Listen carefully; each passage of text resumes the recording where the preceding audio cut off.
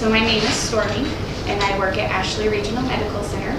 And I have a unique story with COVID. I got to see from the front lines in the medical field of what we were doing to prepare for COVID, all the way to getting the vaccines into the clinics and getting them distributed.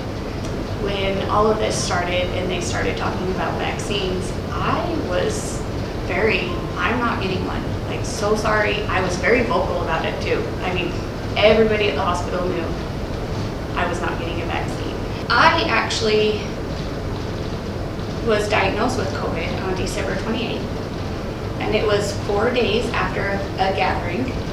The first day I just felt fatigued. I didn't feel like there was anything wrong. I did call to cancel a meeting because I was like, I'm pretty sure I don't feel good.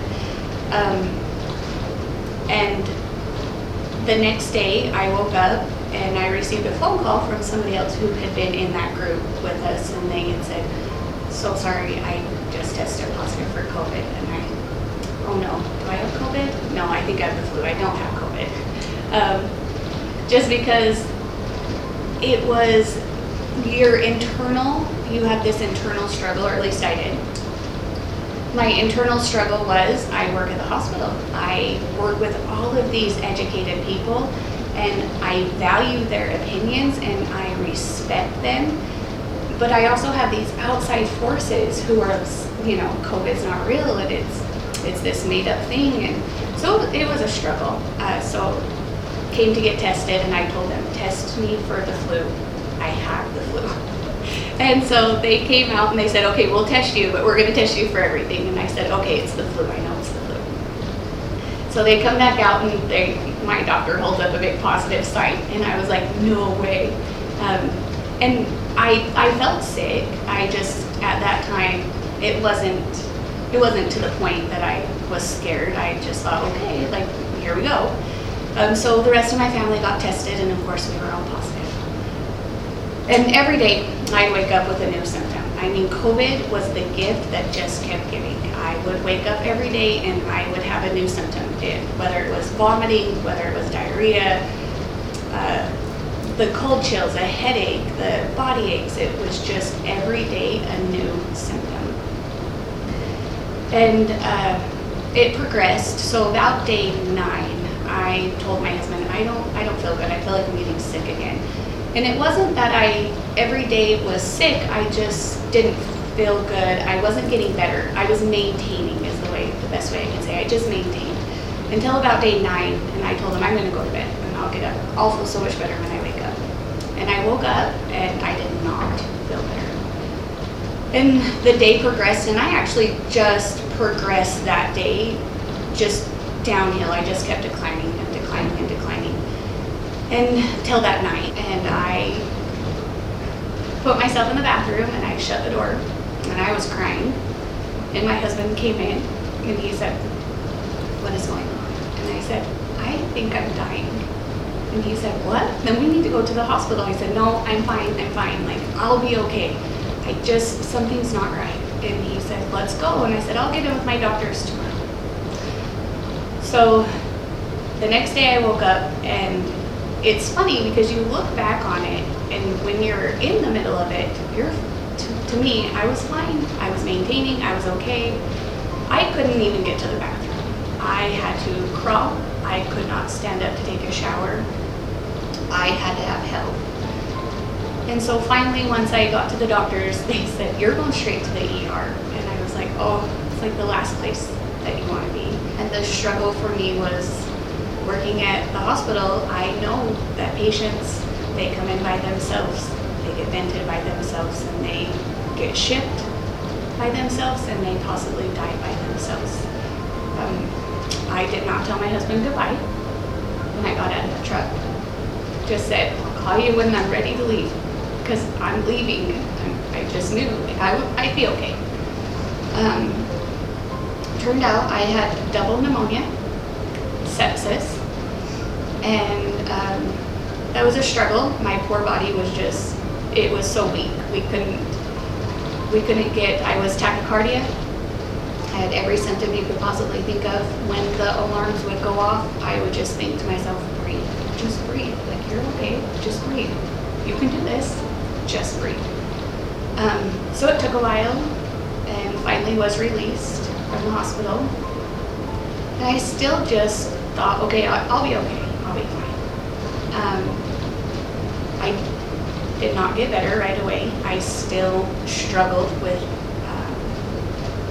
needing assistance walking. It was like my legs just did not remember how to walk.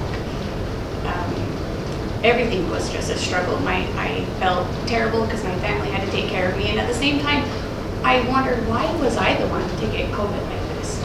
Everybody around me was fine. They got a tickle, a sore throat, body aches, and it seemed like I got every COVID symptom that could possibly happen. And so about 20 days later, so my first admit into the hospital was January 7th, and my second admit was January 20th. And for 3 days, I started coughing up blood. And I thought, I'm fine. I've just irritated my throat, or I've irritated my lungs, and I'm okay. Until I started running a fever, and I thought, okay, probably something's not right, and I need to get checked out again. So I went down to my doctors and told them, and they said, we are going to draw labs immediately. And so they drew labs, and I went home, had fever, couldn't be at work, had to go home. And they called and they said, Stormy, we have a stat CT here for you. Your D-dimer is high. That means that you've got a blood clotting, and we are worried that you have a pulmonary embolism, and that just get here. So I got there.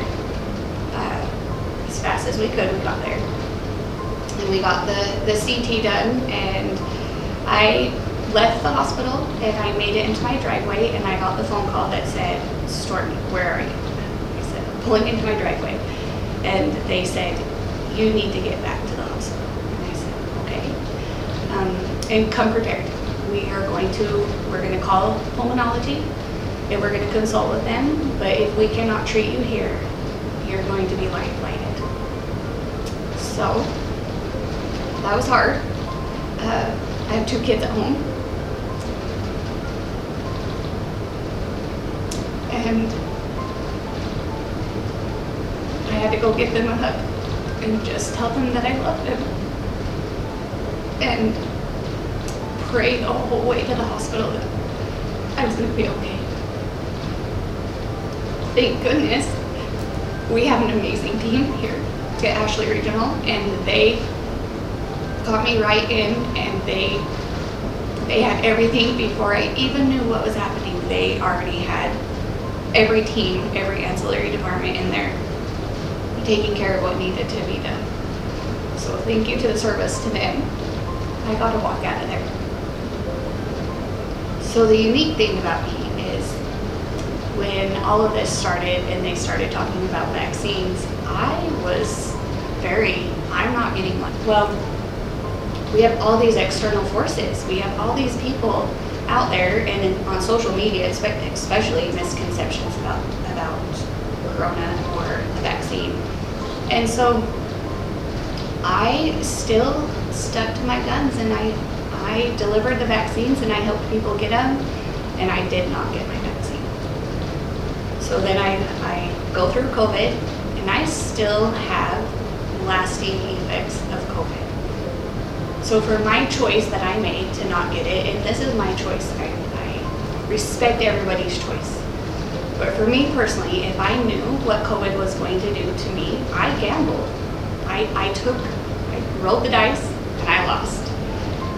Meaning, I thought I was a young, healthy person. I have no pre-existing conditions. Why would I think that I was going to be the person who would have every single symptom of COVID, blood clots,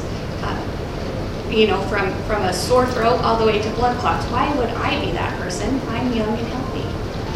Turns out I was that person. And I struggle with that decision daily. So I don't get to participate in the things that I did prior. I don't get to ride bikes with my children, but we like to go mountain biking. I have these long-lasting conditions that I pray will go away one day. But right now, I can't walk up a flight of stairs without my heart rate jumping to the 150s and being winded. And and that's just a flight of stairs. I still cannot taste or smell, but through all of that, and with this conditions that I've been given, I am still so thankful to be here. This virus for some people is nothing.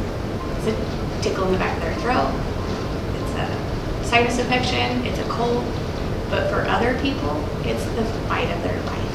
And I know I did it. And I wish I would have had